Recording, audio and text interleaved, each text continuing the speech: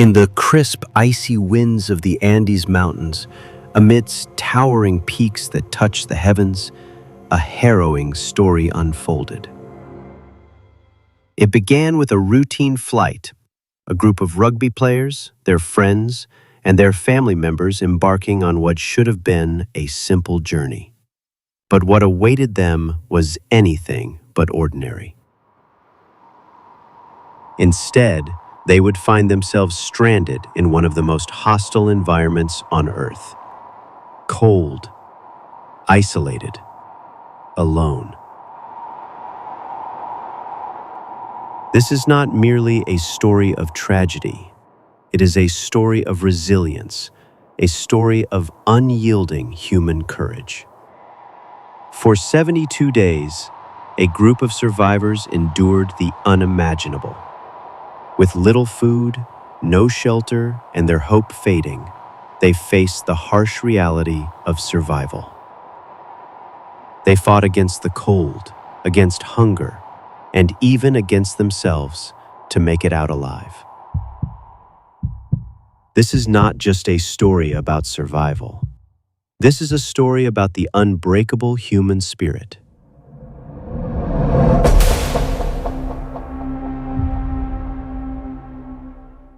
The 1972 Andes Mountain plane crash. In 1972, the Old Christians Club chartered a Uruguayan Air Force plane to transport the rugby team from Montevideo, Uruguay to Santiago, Chile. On October 12th, the twin-engine Fairchild turboprop departed from Carrasco International Airport. On board were 5 crew members and 40 passengers, including players, friends, and family. Because of poor weather conditions in the Andes Mountains, the group was forced to stay overnight in Mendoza, Argentina, before resuming their journey the next day. On October 13th, at approximately 2:18 p.m., the aircraft took off once again. Although Santiago was due west of Mendoza, the Fairchild aircraft had limitations. It wasn't designed to fly higher than about 22,500 feet, just over 6,900 meters.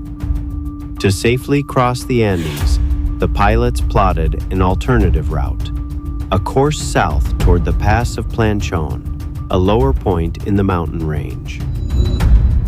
An hour after takeoff, the pilot radioed air traffic control to report that they were flying over the pass.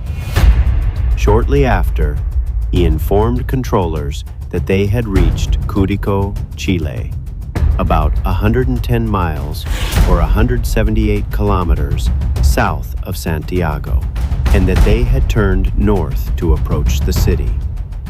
But the pilot had made a critical misjudgment. The aircraft was still deep within the rugged Andes Mountains. Unaware of the error, Chilean air traffic control cleared the crew to begin descending in preparation for landing. 7 left, clear to land, 230 at 20. Moments later, communication with the plane was lost. Inside the Fairchild, the passengers were unaware of the gravity of the situation. Many spoke, laughed, and shared stories, expecting to land in Santiago in mere moments. But outside the cabin windows, clouds thickened and grew darker, obscuring the towering peaks of the Andes Mountains. Unbeknownst to the pilots, the aircraft was dangerously off course and descending directly toward the jagged slopes of the mountain range. Suddenly, turbulence gripped the plane. The passengers felt the cabin shake as the winds grew harsher and the altitude dropped. The pilots fought to steady the aircraft, but visibility was now dangerously low. Then, out of nowhere, a looming mountain ridge emerged from the mist. The plane's tail struck the slope, snapping off with a deafening crash. As the fuselage broke apart, chaos erupted inside. Luggage and passengers were hurled violently against the walls. Screams of terror filled the freezing air as the plane tumbled down the rocky slopes.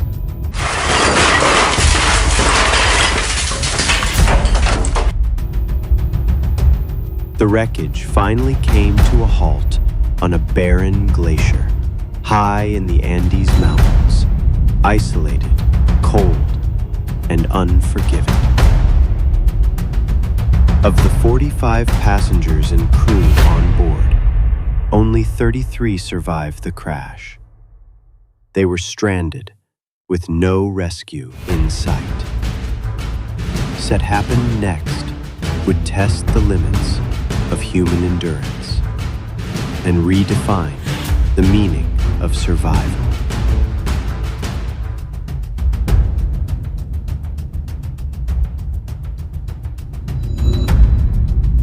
They wake in a white wasteland, surrounded by jagged peaks, temperatures dropping to minus 30 degrees Celsius. There's no food, no shelter, no communication. The wreckage is their only refuge. They think rescue is coming. Maybe tomorrow. Maybe the next day. But after 8 days, the search is called off. Officially, they are presumed dead. With only chocolate, a few bottles of wine, and rationed snow for water, starvation closes in. They pray, they cry, they wait. And then they decide. To survive, they will consume the bodies of the dead. Roberto Canessa later said, "Our friends had become our food. They had given up their lives so that we could live. It wasn't savagery. It was survival. A terrible, necessary choice, made in reverence, not desperation." On the 17th night, the mountain strikes again. An avalanche crashes down, burying the fuselage. Snow pours in. Darkness, screams, suffocation. 8 more perish. The survivors dig their way out, barely. Now only 19 remain. They realize rescue will not come. Someone must go, across the mountains, into the unknown, without gear, without maps, just faith. Nando Parrado, who had lost his mother and sister in the crash, and Roberto Canessa volunteer. On day 60, they begin to climb. For 10 days, they trek through the Andes, scaling cliffs, sleeping on rock, eating scraps stored in a sock. Each step is agony, but they press on. On the 10th day, a miracle, a river, a man on horseback, a scream that echoes through eternity. The man doesn't hear, so Canessa wraps a note around a rock and throws it across the river. "I come from a plane that crashed in the mountains. I am Uruguayan. We are 14 more people up there. Please help us." Help arrives. On December 22nd, 72 days after the crash, rescue teams reach the survivors, gaunt, hollow-eyed, but alive. 16 people endured the impossible. Because 2 young men believed they could. Nando Parrado would later say, "I came back from the dead. I lost my family, but I found life." This wasn't just survival, it was rebirth. Forged in ice, sacrifice, and the unbreakable will to live. The Andes Mountain tried to bury them. The world tried to forget them.